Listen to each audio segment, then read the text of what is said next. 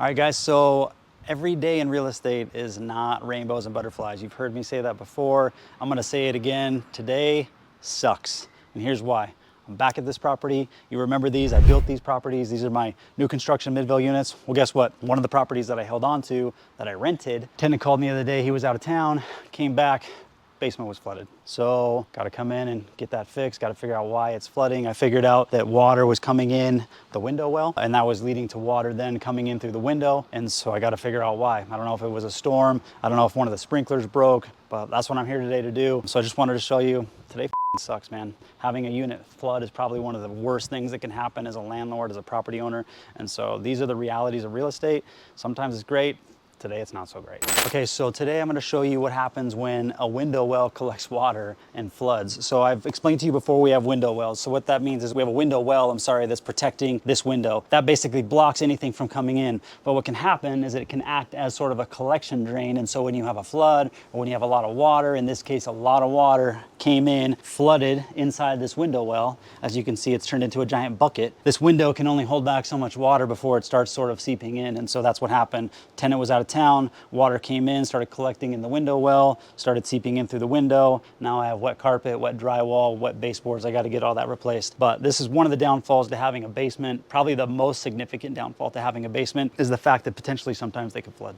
So what happened is I had water that came in through one of the window wells, came from outside down into the basement. And now I have a guy down here who's getting that water out. So it wasn't a ton of water, but it was enough to get the carpets wet, get the drywall wet, get the baseboard wet. So I got to get these carpets dried immediately, make sure the carpet's salvageable. If it's not, you got to cut it out. So that's what we're going to find out today. Got to cut the drywall out, take out some baseboard, come back in. It's a nightmare. It's one of the dumbest things you got to deal with, but you want to make sure you take care of it quick, because when it's hot like this, properties can get mold. So what'll happen now is after he sucks out all this water, it's a lot easier to get the water out when the carpet's down.